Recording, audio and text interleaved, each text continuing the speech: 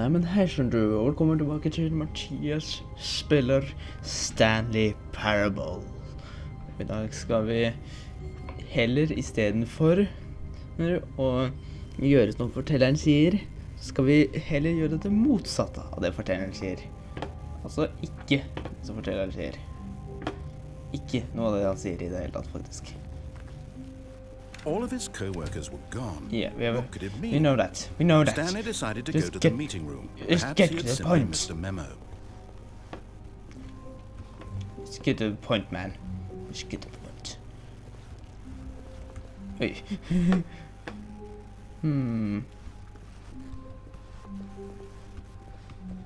When Stanley came to a set of 2 open doors, he entered the door on his left. Nei, det gjør vi ikke. Vi går heller This was denne veien. not the correct way to the meeting room, and Stanley knew it perfectly well. Perhaps he wanted to stop by the employee lounge first, just to admire it. Da gjør vi kanskje det.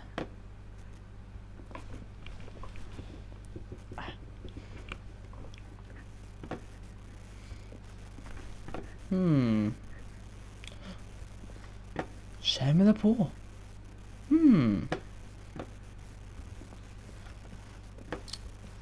Det er et ganske stille spill. Det er ikke så veldig musikk i dette spillet her, men et spill trenger ikke musikk for å være bra. Det trenger ikke engang bra grafikk. Det var bra. Det er noe mange spill Yes, truly a ikke room skjønner. worth admiring. It had really been worth the detour after all, just to spend a few moments here in this immaculate, beautifully constructed room.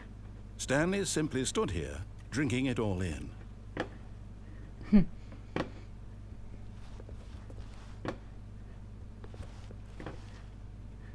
Yes, really, really worth it being here in the room.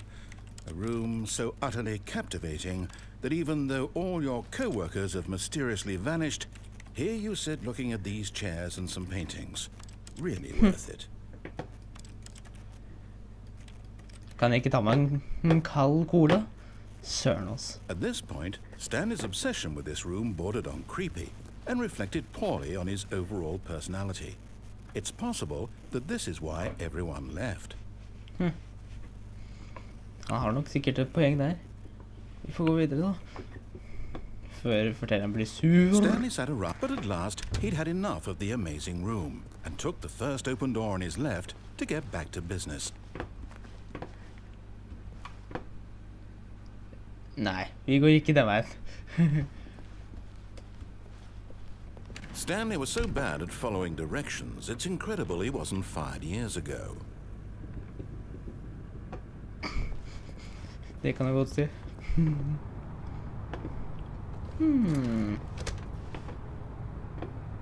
Hva slags sted er dette da? Masse esker og...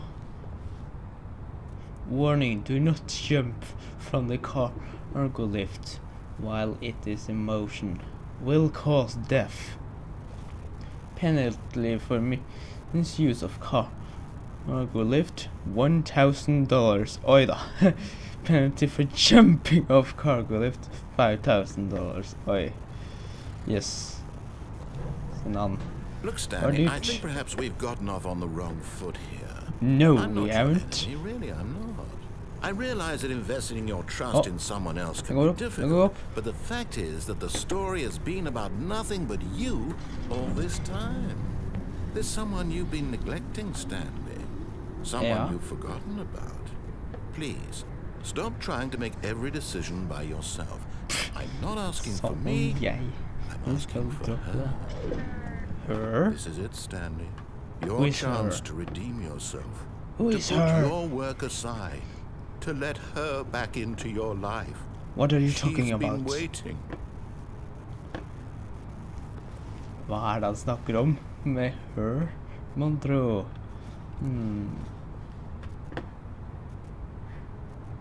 Jeg har ingen da. Nå må vi inn her. Oi, et svart rom. Skal vi tørre dette her? Oi. That's her, Stanley. You need to be the... To pick up the phone.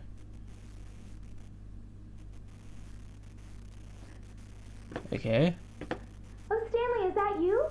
Hold on, sweetie. Sorry to keep you waiting. I'm just pulling the bread out of the oven.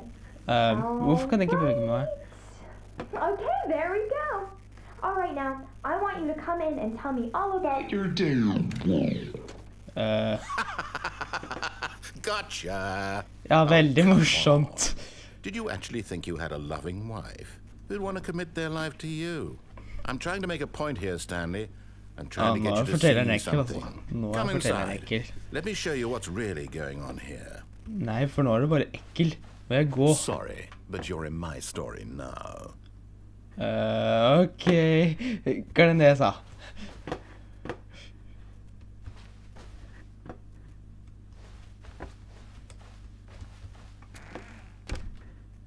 This is a very sad story about the death of a man named Stanley. Oi da, den vil jeg ikke høre, er du snill.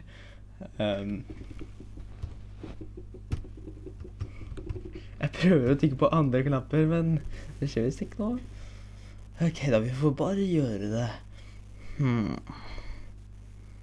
Stanley is quite a boring fellow. He has a job that demands nothing of him, and every button that he pushes is a reminder of the inconsequential nature of his existence. Ok, ja, men da... Ja vel. Please press C. No, I press R. R. Nei vel. Ok, da så skal jeg trykke på G da. Look at him there, pushing buttons, doing exactly what he's told to do. Now he's pushing a button. Now he's eating lunch. Now he's going home. Now he's coming back to work. One might even feel sorry for him, except that he's chosen this life. Ja vel.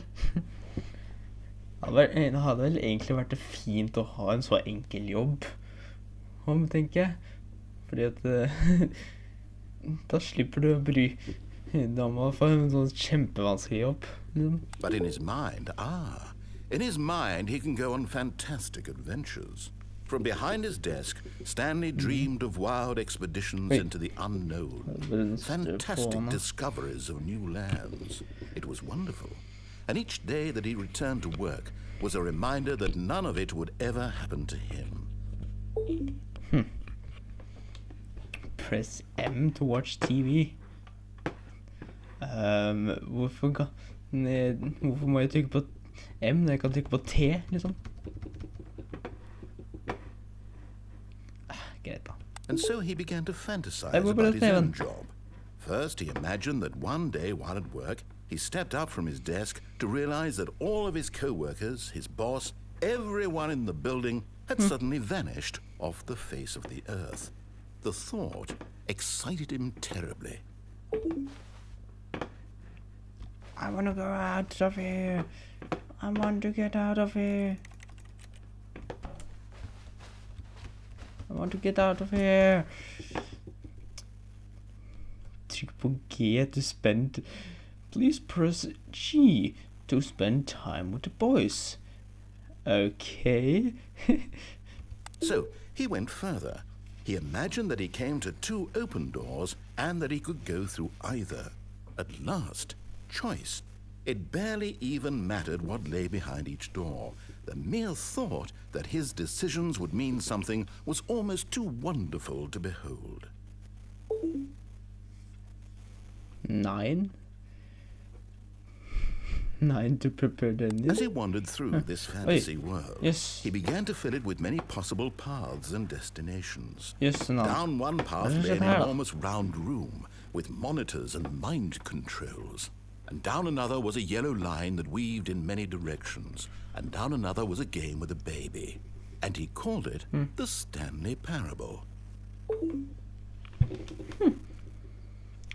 Det er jo det dette spillet heter da.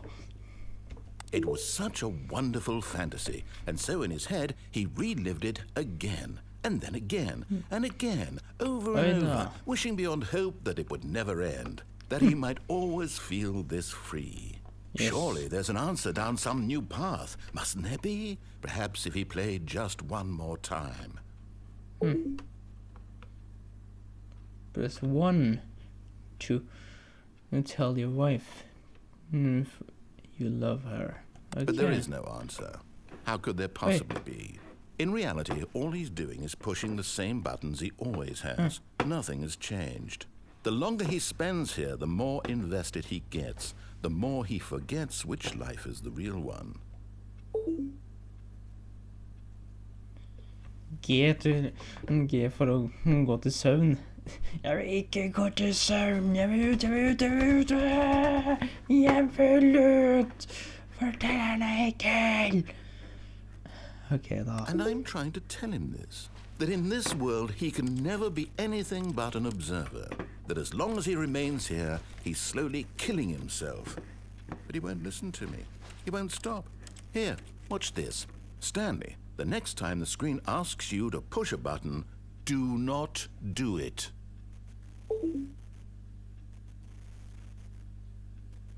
Please press W to be at work in the morning.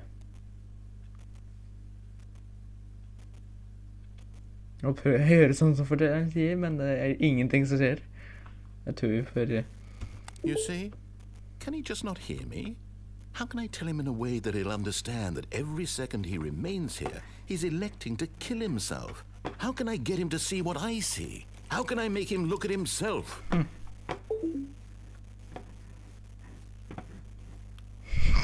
Versus... Så jeg skal trykke på sett for nå spør jeg ingenting. I suppose I can't. Not in the way I want him to. But I don't make the rules. I simply play to my intended purpose, the same as Stanley. We're not so different, I suppose. I'll try once more to convey all this to him. I'm compelled to. I must. Perhaps, well, maybe this time he'll see. Maybe this time. And I tried again, and Stanley pushed a button. Please and die. I tried again, and Stanley pushed a button. And I Oi da. Yes. Merkelig. Det var vel litt av en slutt. Eller... Oi! De døde. Jøssedann. Er vi i samme rom nå? Eller... For den så plutselig bitte grann annerledes ut. Ja, det skal være samme rom. Ok.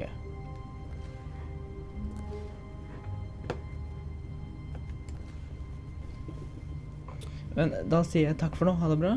Takk for at du gadd å se på.